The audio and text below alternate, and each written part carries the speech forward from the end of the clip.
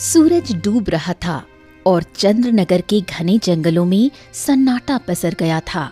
गांव के किनारे पर बने प्राचीन शिव मंदिर की घंटियां हवा में हल्के हल्के बज रही थीं।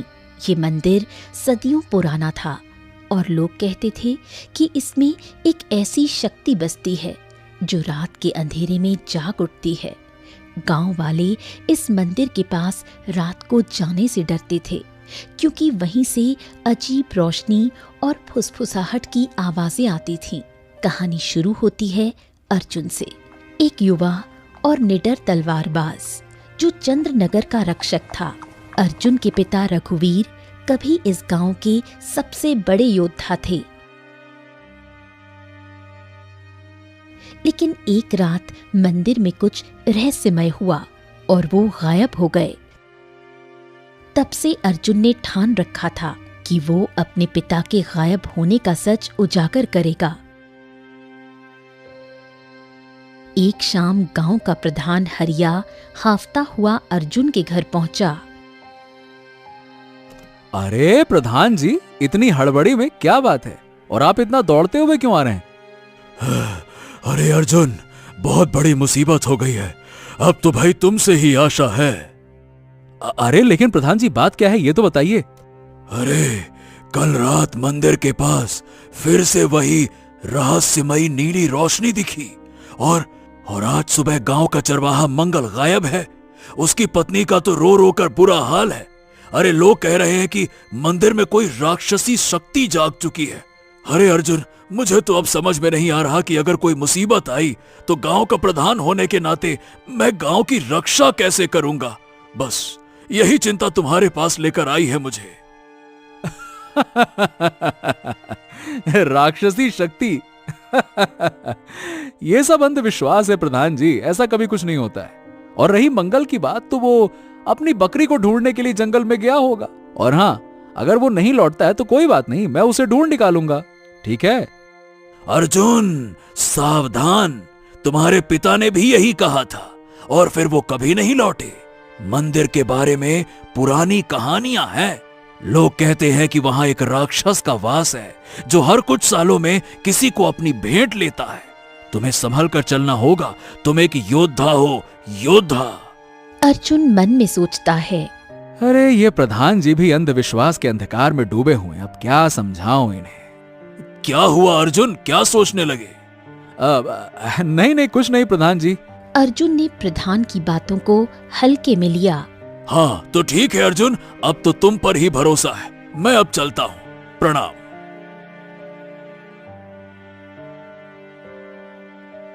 हरिया के जाते ही अर्जुन सोचने लगा, मुझे लग रहा है कि कुछ तो बात होगी। प्रधान जी ऐसे ही मेरी मदद मांगने नहीं आते। मुझे इसके बारे में विद्या से बात करना होगा। अर्जुन के मन में एक बेचैनी थी। उस रात वो अपनी सबसे भरोसेमंद दोस्त विद्या से मिलने गया। विद्या एक ज्योतिषी थी जो पुरानी किताबों और जादुई तंत्रों की जानकार थी। हाँ, इतने रात में वैसे तो जाना सही नहीं होगा, लेकिन क्या करें, गांव का सवाल है तो कोई बात नहीं, मुझे जाना ही होगा। इतना बोलकर अर्जुन विद्या के घर की तरफ निकल गया। कुछ देर बाद अर्जुन विद्या के घर पहुंच जाता है। अरे अर्जुन, इतनी रात तुम यहाँ, सब ठीक तो है? नहीं विद्या, दरअसल बात यह है कि कल गांव के प्रधान मेरे पास गांव के मंदिर के बारे में कुछ बातें करने के लिए आए थे, जो कि विश्वसनीय तो नहीं है। इसीलिए तो मैं तुम्हारे पास आया हूं, तुम मेरी मदद करो। क्या गांव में कोई बाधा आने वाली है क्या? तुम्हें मंदिर के बारे में क्या पता है?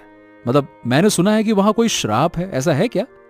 अर्जुन, मंदिर की कहानियां सिर्फ कहानियां नहीं है। मेरी दादी ने बताया था कि मंदिर में एक प्राचीन रत्न छिपा है जिसे नीलमणि कहते हैं। ये रत्न इतना शक्तिशाली है कि वो किसी को भी अमर बना सकता है, लेकिन इसकी कीमत चुकानी पड़ती है, खून की कीमत। खून की कीमत? मतलब कि बलि? क्या बात कर रही हो? मुझे तो यकीन नहीं हो रहा, ऐसा कुछ होता है क्या? तुम्हें विश्वास करना ही होगा। और हाँ, ये कोई साधारण बलि नहीं। नीलमणि की शक्ति को जगाने के लिए एक योद्धा के खून की जरूरत होती है। तुम्हारे पिता शायद इसी रहस्य के पीछे गए थे और आज तक लौट कर नहीं आए हैं। अर्जुन का मन बेचैन हो उठा। उसने फैसला किया कि वो मंदिर की सच्चाई का पता लगाएगा। तो मैं इस रहस्यमय मंदिर के बारे में जान के ही रहूंगा विद्या। इसके लिए मुझे कुछ भी करना पड़े तो करूंगा। चलो, तुम्हारा बहुत बहुत धन्यवाद विद्या। अब मैं चलता हूं। रुको अर्जुन, मुझे कुछ देना है जो तुम्हारी मदद करेगी। और हाँ, तुम अकेले मत जाना। क्या विद्या? ये लो ये तंत्र, ये तुम्हारी मदद करेगा।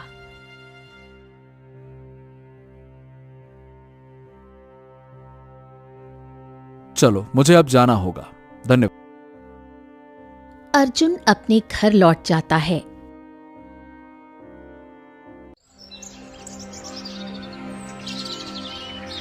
अगली सुबह वो अपनी तलवार और एक छोटा सा तंत्र जो विद्या ने उसे दिया था लेकर मंदिर की ओर निकल पड़ा। विद्या ने उसे चेतावनी दी थी कि वो अकेले न जाए, लेकिन अर्जुन का गुस्सा और जिद उसे रोक नहीं पाए। आज तो मैं उस रहस्यमय मंदिर का रहस्य उजागर करके ही रहूंगा। कुछ समय बाद अर्जुन मंदिर के सामने आकर कहता है, बाप रे, ये मंदिर का प्रवेश द्वार तो बहुत ही पुराना और डरावना लग रहा है। हाँ, लेकिन कोई बात नहीं, मुझे इसके अंदर जाना ही होगा।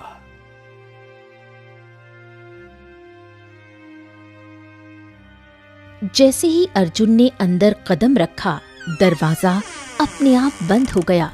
चारों ओर सन्नाटा था और दीवारों पर मशालों की रोशनी कांप रही थी। अर्जुन ने तंत्र को जलाया, जिससे एक नीली रोशनी फैली। उसने देखा कि मंदिर के फर्श पर अजीब से चिन्ह बने थे जो एक गोलाकार मंच की ओर ले जा रहे थे। ये क्या है? ये चिन्ह, ये तो किसी रहस्य का हिस्सा लगते हैं। तभी उसे एक ठंडी हवा का झोंका महसूस हुआ और मंच पर एक नीली चमक उभरी। चमक के बीच से एक परछाई निकली, लंबी, काली और डरावनी। उसकी आंखें नीली थीं और उसकी आवाज ऐसी थी जैसे वो सीधे अर्जुन के दिमाग में बोल रही हो। अर्जुन, तुम यहाँ क्यों आए हो? ये मंदिर मूर्खों के लिए नहीं है। मैं अपने पिता का सच जानने आया हूँ। और तुम कौन हो? और मंगल कहाँ है? अगर तुमने ये सब कुछ किया है तो मैं तुम्हें समझा रहा हूँ, सभी को लौटा दो, नहीं तो मेरे से तुम्हें कोई बचा नहीं सकता है। मैं नीलमणि का रक्षक हूँ। तुम्हारे पिता मेरे सामने कमजोर पड़ गए और अब तुम भी उसी रास्ते पर हो। मंगल तो मेरी भेंट है। अगर तुम चाहते हो तो अपनी तलवार नीचे रखो और मेरे साथ आओ। क्या मुझे इस पर भरोसा करना चाहिए? अर्जुन ने तलवार कसकर पकड़ी। उसे परछाई पर भरोसा नहीं था, लेकिन वो सच जानना चाहता था। क्या हुआ अर्जुन? क्या सोच रहे हो? मेरे पास कोई दूसरा रास्ता नहीं है। ठीक है, मैं ये तलवार नीचे रखता हूँ। ये लो। परछाई उसे मंदिर के एक गुप्त गलियारे में लेकर गया। गलियारे के अंत में एक विशाल कक्ष था, जिसके बीच में एक चमकता हुआ नीला रत्न रखा था, नीलमणि। लेकिन रत्न के पास खड़ा था एक व्यक्ति, जिसे देखकर अर्जुन सन्न रह गया। पिताजी, आप जिंदा हैं? बाप रे बाप, मुझे तो यकीन नहीं हो रहा है। अर्जुन, मेरे बेटे, मुझे माफ कर दो। मैं तुम्हें बचपन में प्यार नहीं दे पाया। मैं यहाँ पे कैद हूँ और हमेशा रहूंगा। रघुवीर की हालत खराब थी। उनकी आंखों में डर था और उनके कपड़े फटे हुए थे। उन्होंने अर्जुन को बताया कि नीलमणि की शक्ति ने उन्हें अमर तो बनाया, लेकिन एक कीमत पर। वो अब नीलमणि के गुलाम थे। हर कुछ सालों में नीलमणि को एक नई भेंट चाहिए होती थी और इस बार मंगल उस भेंट के लिए चुना गया था। ये राक्षसी रत्न है पिताजी, और मैं आपको बचाने के लिए इसे नष्ट कर दूंगा। नहीं बेटा अर्जुन, नीलमणि को नष्ट करना आसान नहीं है। इसके लिए 3 प्राचीन मंत्रों की जरूरत है, जो इस मंदिर के अलग अलग हिस्सों में छिपे हैं। लेकिन सावधान, नीलमणि का रक्षक तुम्हें रोकने की हर कोशिश करेगा। तुम इसे हासिल नहीं कर पाओगे, सावधान रहना। तभी परछाई फिर से प्रकट हुई और हंसने लगी। और तुम्हें लगता है कि तुम मुझे हरा सकते हो? ये तंत्र मेरी नजरों के सामने है और तुम कभी भी उन तक पहुंच नहीं पाओगे। समय आने पर मैं तुम्हें कैद कर लूंगा। अर्जुन ने अपने पिता को देखा और फैसला किया कि वो हार नहीं मानेगा। उसने परछाई को चुनौती दी।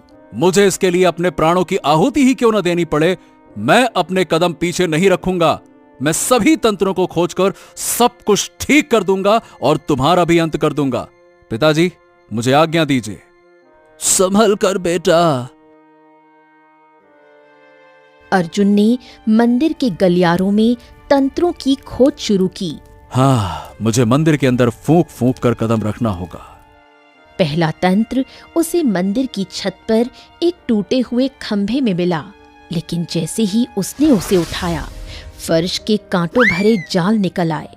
अर्जुन ने अपनी फुर्ती से खुद को बचाया, लेकिन परछाई की हंसी गूंज रही थी। तुम भी यहीं फंस जाओगे। दूसरा तंत्र मंदिर के तहखाने में एक पानी से भरे गड्ढे में था। मुझे उस गड्ढे में डुबकी लगाना ही होगा।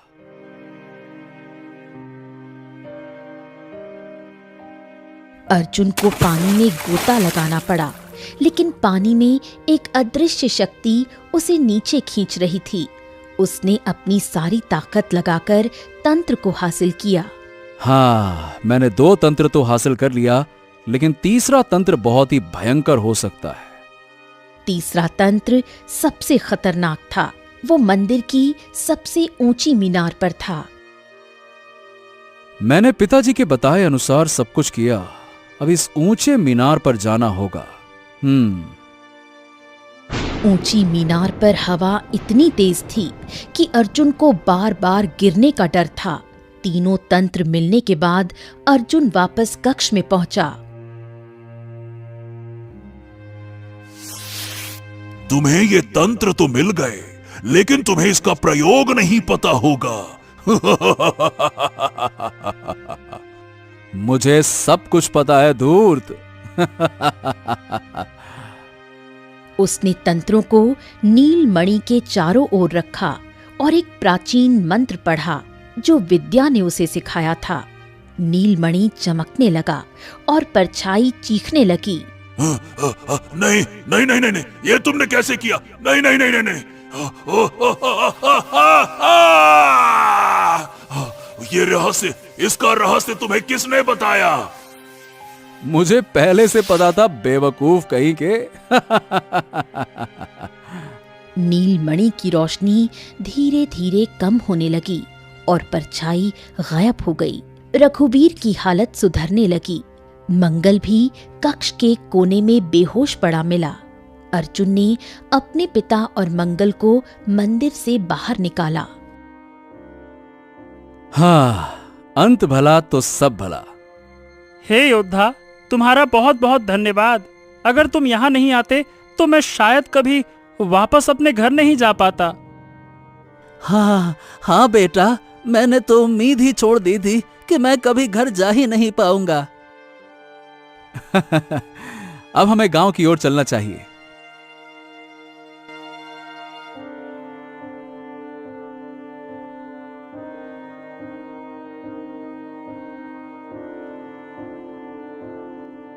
गांव वालों ने अर्जुन का स्वागत किया। रघुवीर ने अपने बेटे से माफी मांगी। बेटा, मुझे माफ कर दो। लेकिन क्यों पिताजी, आप माफी क्यों मांग रहे हैं? बेटा, अगर उस मणि का लालच मैं नहीं करता तो मैं उस मंदिर में कभी कैद नहीं होता और मैं तुम्हारे बचपन को कभी खोता नहीं।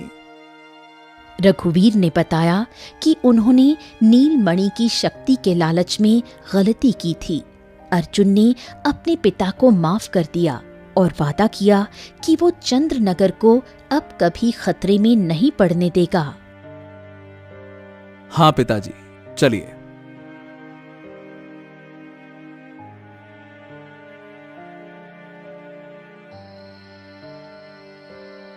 लेकिन एक रात जब अर्जुन अपने घर में सो रहा था, उसे एक अजीब सपना आया।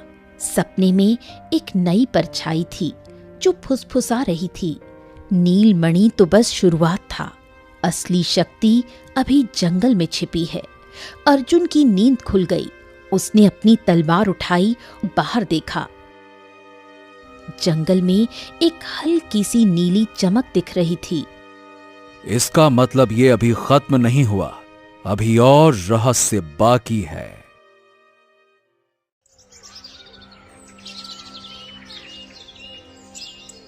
चंद्रनगर में शांति का आलम था, लेकिन ये शांति एक तूफान से पहले की खामोशी थी।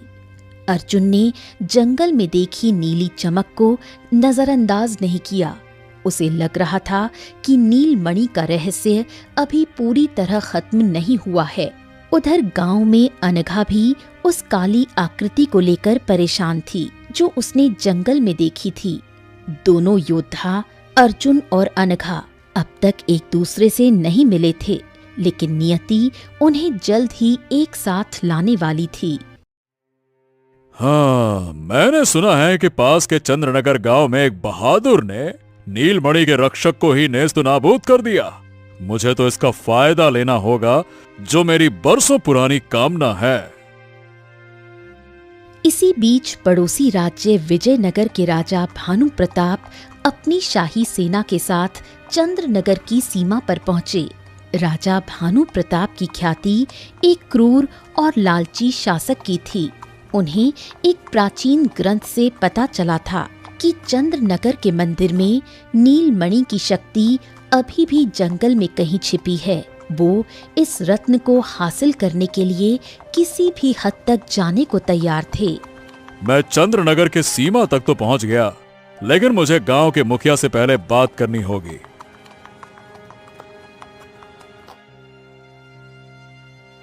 गांव के प्रांगण में एक सभा बुलाई गई। अर्जुन, अनघा और गांव का प्रधान हरिया मंच पर थे। राजा भानु प्रताप अपने सैनिकों के साथ वहां मौजूद थे। उनकी आंखों में एक अजीब सी लालच की चमक थी। महाराज भानु प्रताप, चंद्रनगर में आपका स्वागत है, लेकिन इतनी बड़ी सेना के साथ यहां आने का मकसद क्या है? अर्जुन, मैंने सुना है कि तुमने नीलमणि के रक्षक को हरा दिया, और तुम अनघा, तुमने निशाचर को ही खत्म कर दिया। लेकिन मेरे ग्रंथ कहते हैं कि नीलमणि की शक्ति अभी भी जंगल में है। मैं उसे हासिल करना चाहता हूं।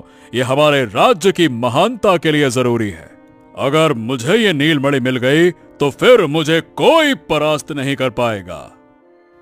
महाराज, नीलमणि और निशाचर की शक्ति ने इस गांव को बर्बाद कर दिया था। वो शक्ति लालच की जड़ है। आपको इसे छूना भी नहीं चाहिए, नहीं तो आपका राज्य भी बर्बाद हो जाएगा। लालच? नहीं अनघा, ये लालच नहीं, ये शक्ति है। जो इसे नियंत्रित कर सकता है वही सच्चा राजा है। मैं तुम दोनों को आदेश देता हूं कि मुझे जंगल में उस शक्ति तक ले चलो, नहीं तो तुम दोनों को हमेशा के लिए बंदी बना लिया जाएगा। अर्जुन और अनघा ने एक दूसरे की ओर देखा। दोनों को राजा की मंशा पर शक था। तभी हरिया बोल पड़ा। महाराज, जंगल में रात को अजीब चमक और फुसफुसाहट सुनाई देती है। हमारे लोग डरते हैं। अगर आप वहां जाना चाहते हैं तो अर्जुन और अनघा को अपनी जान जोखिम में डालनी पड़ेगी, और ये सही बात नहीं है कि आपकी भलाई के लिए किसी दूसरे को जोखिम में डाला जाए। ठीक है प्रधान, अगर ये दोनों नहीं जाएंगे तो मेरी सेना जंगल को छान मारेगी, लेकिन अगर कोई मेरे रास्ते में आया तो चंद्रनगर गांव का अंत निश्चित है। समझ गए? सभा खत्म होने के बाद अर्जुन और अनघा एक गुप्त कक्ष में मिले। अनघा ने अपनी तलवार मेज पर रखी और अर्जुन ने अपनी बेचैनी जाहिर की। अर्जुन, ये राजा कोई साधारण शासक नहीं है। मुझे लगता है कि वो नीलमणि की शक्ति को गलत इस्तेमाल करना चाहता है। और वो काली आकृति, क्या वो निशाचर की वापसी है? हाँ, मुझे भी यही शक है। मैंने जंगल में नीली चमक देखी थी। शायद नीलमणि का कोई हिस्सा अभी भी सक्रिय है। सुनो, हमें राजा से पहले उस शक्ति तक पहुंचना होगा, नहीं तो यह राजा पूरी मानव जाति के लिए आफत बन जाएगा।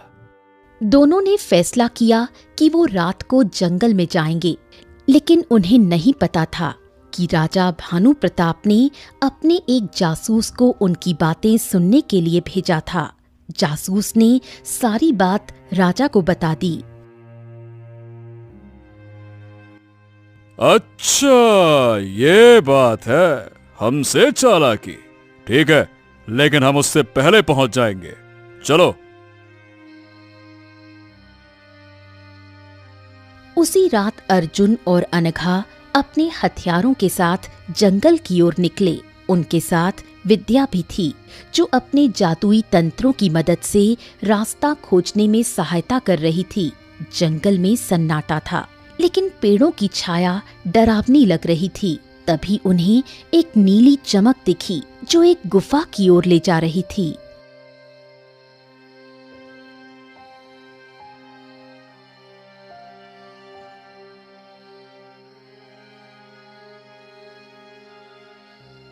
ये गुफा, ये मंदिर के नीचे की गुफा से जुड़ी हो सकती है।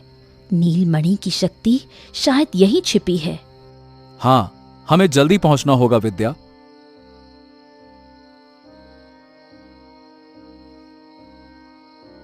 तीनों गुफा में घुसे। वहां दीवारों पर प्राचीन चिन्ह बने थे और बीच में एक छोटा सा मंच था, जिस पर एक टुकड़ा चमक रहा था, नीलमणि का एक हिस्सा।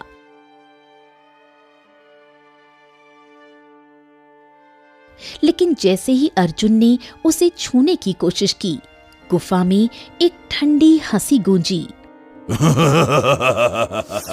अर्जुन और अनघा, तुम दोनों यहां तक तो पहुंच गए, लेकिन ये शक्ति तुम्हारी नहीं, राजा भानु प्रताप की है।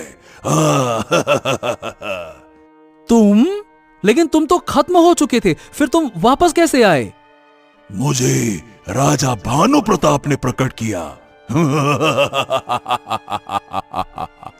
परछाई के पीछे राजा भानु प्रताप आए हुए थे। उनके हाथ में एक काला तंत्र था, जिससे वो परछाई को नियंत्रित कर रहे थे। महाराज, आपने हमें धोखा दिया। धोखेबाज कहीं के। ये परछाई, ये नीलमणि का रक्षक नहीं, ये आपकी साजिश है, साजिश। हाँ अर्जुन, मैंने इस परछाई को जागृत किया। नीलमणि का ये टुकड़ा मेरी सेना को अमर बना देगा। तुम दोनों ने मेरे लिए रास्ता साफ किया। अब इस रत्न को मुझे दे दो, लाओ, वरना ये गुफा तुम्हारी कब्र बन जाएगी, समझे? लाओ लाओ लाओ लाओ। तभी परछाई ने हमला किया। अर्जुन ने अपनी तलवार निकाली और अनघा ने अपनी तलवार से जवाब दिया। विद्या ने अपने तंत्र से एक रक्षात्मक ढाल बनाई, लेकिन परछाई की शक्ति बढ़ती जा रही थी। राजा भानु प्रताप हंस रहे थे। तुम्हारी हिम्मत की दाद देता हूँ, लेकिन ये खेल मेरा है बच्चे, तुम उसे जीत नहीं पाओगे। अचानक गुफा में एक नई आवाज गूंजी। ये रघुवीर की थी, जो अब पूरी तरह ठीक हो चुके थे। उनके साथ रमुआ, एक गरीब किसान भी था, जिसे अर्जुन ने पहले मदद की थी। रमुआ ने गुप्त रास्ते से गुफा तक का रास्ता ढूंढ लिया था। अर्जुन, अनघा, तुरंत इस तंत्र को नष्ट करो। ये परछाई को नियंत्रित कर रहा है। अगर ये तंत्र नष्ट हुआ तो राजा भानु प्रताप कुछ नहीं कर सकता। जल्दी करो। रमुआ ने हिम्मत दिखाई और राजा के हाथ से काला तंत्र छीनने की कोशिश की। राजा ने उसे धक्का दिया, लेकिन अनघा ने मौका देखकर तंत्र पर वार किया। तंत्र टूट गया और परछाई चीखते हुए गायब हो गई। नीलमणि का टुकड़ा चमकना बंद हो गया। नहीं नहीं नहीं नहीं नहीं नहीं नहीं नहीं नहीं, तुमने मेरी शक्ति छीन ली। मैं तुम्हें हमेशा के लिए कारावास में बंद कर दूंगा। अर्जुन ने राजा को पकड़ लिया। अनघा ने नीलमणि के टुकड़े को एक पवित्र अग्नि कुंड में डाल दिया, जो विद्या ने तैयार किया था। टुकड़ा जलकर राख हो गया। राजा भानु प्रताप को बंदी बना लिया गया। हाँ, अब सब कुछ समाप्त हो गया है, लेकिन अब राजा भानु प्रताप का क्या किया जाए? बेटा, इसका हल तो अब गांव की पंचायत ही करेगी। ले चलो इसको। हाँ बिल्कुल, चलिए इसको गांव ले चलते हैं। चलिए। गांव लौटने पर रमुआ, अर्जुन और अनघा को गांव वालों ने सम्मानित किया। अर्जुन और अनघा ने एक दूसरे को धन्यवाद किया। अनघा, तुम्हारी हिम्मत ने मुझे बहुत कुछ सिखाया। चंद्रनगर अब हम दोनों की जिम्मेदारी है। और तुम्हारी निडरता ने मुझे प्रेरित किया। सभी लोग प्रधान के घर पहुंचे और गांव के सभी लोग भी आ पहुंचे।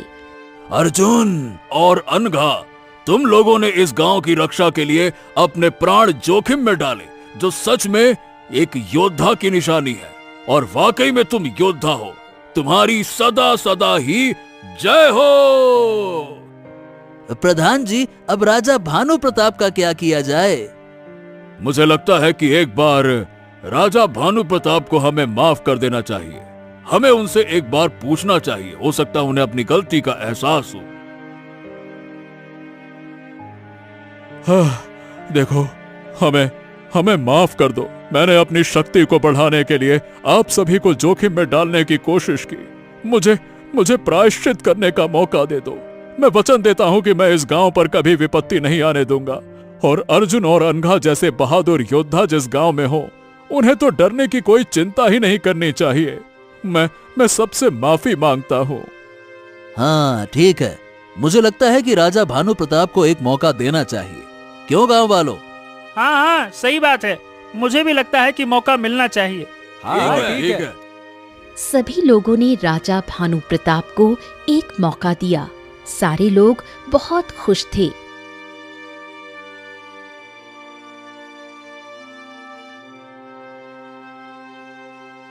कई साल बीत गए। चंद्रनगर अब एक खुशहाल और शांतिपूर्ण गांव था।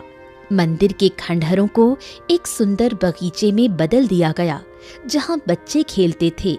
अनघा और अर्जुन अब गांव के रक्षक बन चुके थे।